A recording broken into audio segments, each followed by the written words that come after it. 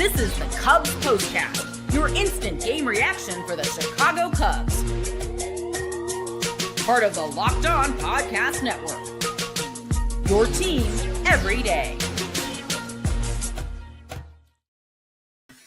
Welcome into the Locked On Cubs Postcast here on the Locked On Cubs YouTube channel. Joe George here with you on all social media platforms at Joe George Radio.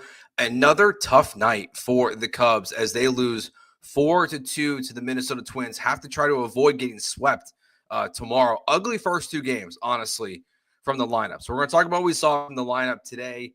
Cade Horton's performance, which had some ups and downs in this one for sure. We'll talk about the Brewers surging the now 1.5 game lead in the NL Central for the Chicago Cubs. I know we're going to hit a lot of lineup stuff and questions here in the YouTube chat. Your comments and questions are always welcome as well. So let's get right into it today. 4-2 loss. Look, Cade Horton had some moments where like, okay, 5 strikeouts, that's positive. But there's some stuff in there that's not great. Where he's, you've got guys on 2 strike counts and he's giving up hits, he's giving up, hard hit contact. He's missing that final pitch to get out of a lot of innings, right? Or a lot of situations. But at the end of the day, this lineup, this loss is not on Cade Horton. This loss yesterday, even though Porter Hodge was terrible and then is now hurt.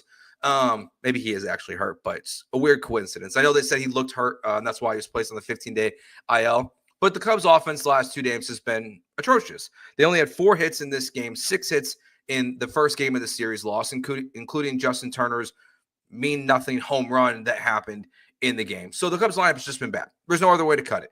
They haven't hit with runners in scoring position. They haven't really hit in general. And they had an opportunity in this one, too. You've got bases loaded with no outs, a wide open opportunity to break this thing open. Dansby Swanson, grounder to shortstop. Carlos Correa makes an excellent play on this for sure. And thankfully, you're able to get 1 run there to make it a 1-run game at that point. But then Nico Horner, who has been very good this year with runners in scoring position, who's hitting a lot of easy pop-ups right now. Hits a grounder to shortstop, gets into the double play. He's safe at first. So the Cubs they're crawling back into this game here, okay? They're trying to get back into this game. But then they do nothing else with it. Reese McGuire gets out, and boom, the inning is over. So you've got a chance there to score multiple runs in that inning, just like you did in the first game of this series. And that's really the biggest issue with the last 2 games, is that Cubs had a chance to put runs on the board, and they didn't do it. James says here in the chat, this team looks dead. Yeah, it doesn't. The offense doesn't look good. The pitching, again, outside of Porter Hodge's performance as of late has been fine, has done enough to win a lot of these baseball games. Even thinking about like with yesterday's performance and today's with Cade Horton is Shota's getting hit hard pretty constantly. Cade Horton is giving up big spots to the Twins. But the lineup, the pitching between those 2 guys and then the bullpen keeps you in these games enough to where you think they can find a way to win baseball games. And they're just not doing it right now. It's all bad. It's not one guy. Like they're just kind of all in that, that rut right now, it seems like. And yeah, it's very possible the Cubs go out there and score 10 runs tomorrow, but you've lost this series to the Minnesota Twins, who frankly aren't a good baseball team. Like their pitching has not been good a majority of this season. And they're beating you, honestly, just straight up, because they look like the better team the last 2 games. So it's a frustrating series, and especially now with the Twins, with the Brewers being so close behind you, 1.5 games back of the division. Look, I pushed back against this for a long time, but the Brewers have gotten hot in a way that the Cubs are just not right now, where the Cubs are more ebb and flow and the Brewers are playing great baseball.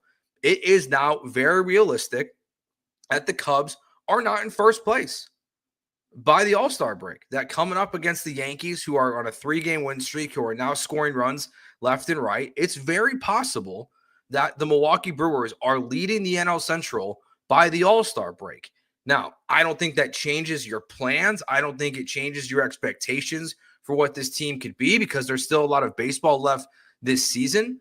But the last 2 games specifically have just been no bueno for the Chicago Cubs. A lot of stuff in here in the chat here about Ian Happ. Ian Happ he's having a bad season.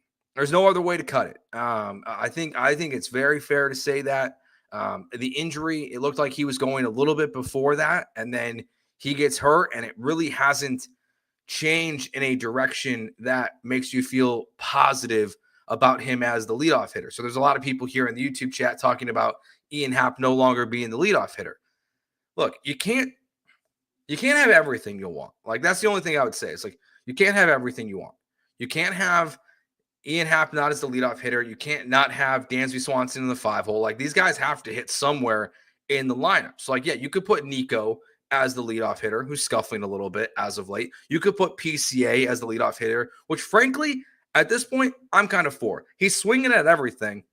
And if he gets on base, at least, he can do some damage on the base pass if he gets on base there at the top of the order. So if they're going to make a change, I wouldn't be opposed to that one, but they're not going to. Like, we can ask and we can ask and we can ask.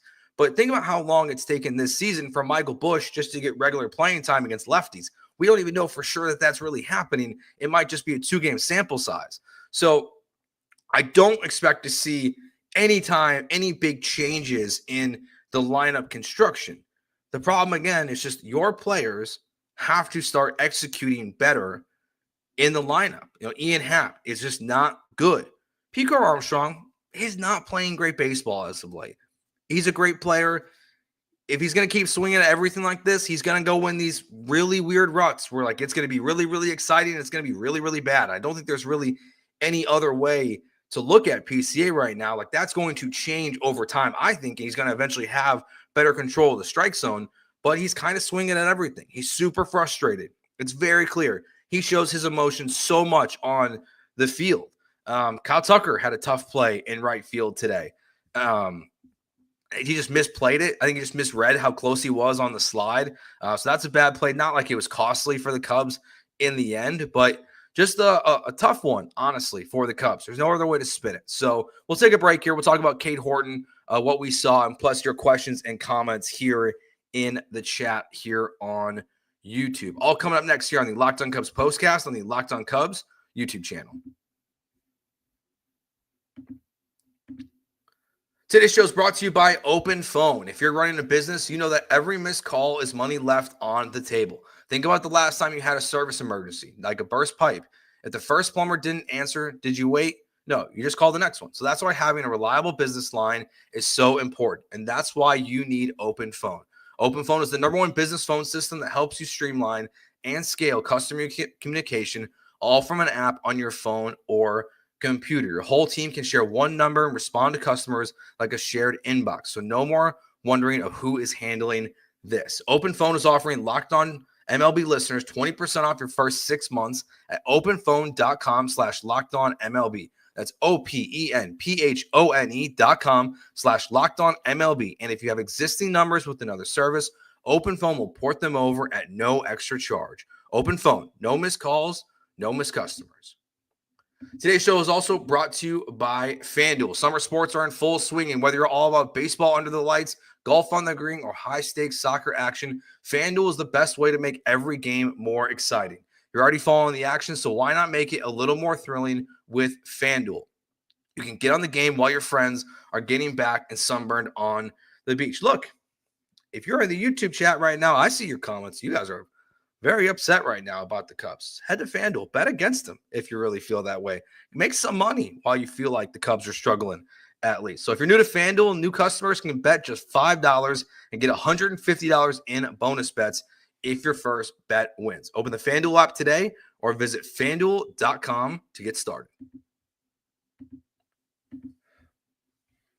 All right, so Justin Turner and John Birdie played third base today. Not surprised. I think it's not going to be like we're not going to be waiting here to see Matt Shaw back in the lineup. He'll be back in the lineup tomorrow. This was a one-game thing.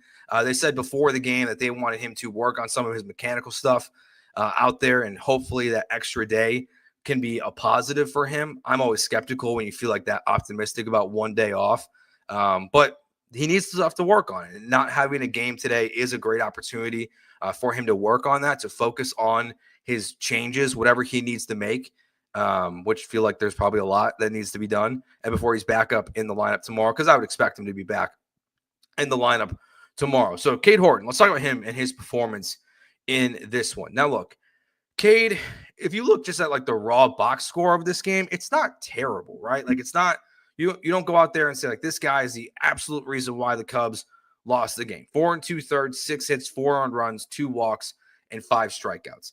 The biggest thing for Cade right now, and I still think you still see a really talented pitcher out there. Again, like Matt Shaw, Cade Horton. I think the hard part about this team right now is team expectations versus what the fans want to see from young players doesn't match.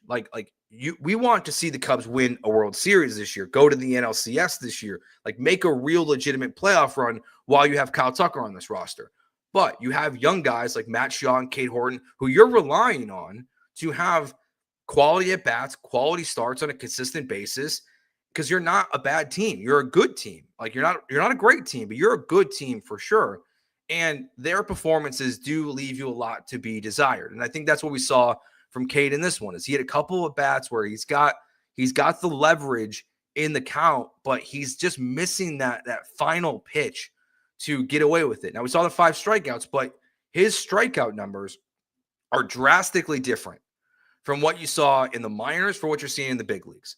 So what was working for him in the minors is not quite working yet. Like you think back to some of the ones he had in this game, the changeup is nasty. Like he's got a nasty changeup pretty consistently out there. Now he doesn't use it a lot to strike guys out. That one sequence where Boog and JD were guessing what was going to happen and they were wrong on both pitches. He threw a sweeper for a ball and a fastball for a ball that led to a walk instead of being able to, again, execute that last pitch. That to me is the most important thing for Cade Horton going now and forward. That feels like what he's missing the most in his starts. Again, he's been solid as a rookie. I would say he's even at expectations. Honestly, I don't think he's above or below what you would expect a prospect, but he has good flashes. He just makes mistakes. Like that's just the reality of where he's at right now. So it's a frustrating time. Now, let's talk about the panicky fans here for a second, okay? They lost 2 games in a row to the Twins. They have 54 wins on the season, still one of the top 3 records in Major League Baseball. And let's look at what's happened around them, okay? Just to give some context to where, like, why I think in terms of panicking, there's not a reason to be there yet, okay? Before the last 3 games that the Yankees have won, they were on a 6-game losing streak. The Los Angeles Dodgers, who have the most expensive payroll in baseball by $1 billion, just got swept in their last 2 series by the Astros and the Brewers. The Astros, who just took 2 out of 3 from the Cubs, who just swept the Dodgers, are about to be swept as we're recording by the Cleveland Guardians, another bad baseball team in the Central, like the Twins are now 2-3 against the Cubs. Good teams go through bad ruts. They're 54-38, okay? They're not playing in this moment up to expectation. These last 2 games, they suck. Like there's no other way to put it. They're not fun to watch. They're not enjoyable. It's a grind to watch these last 2 games. But for the super panicky people, relax. Just relax a little bit, okay? Let's just take a deep breath. There's a lot of baseball left.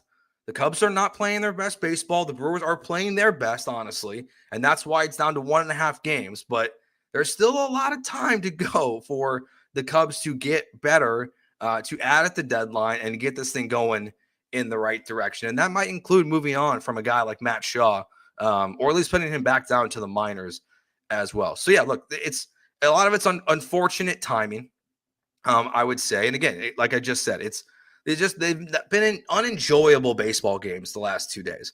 You're just not seeing the production.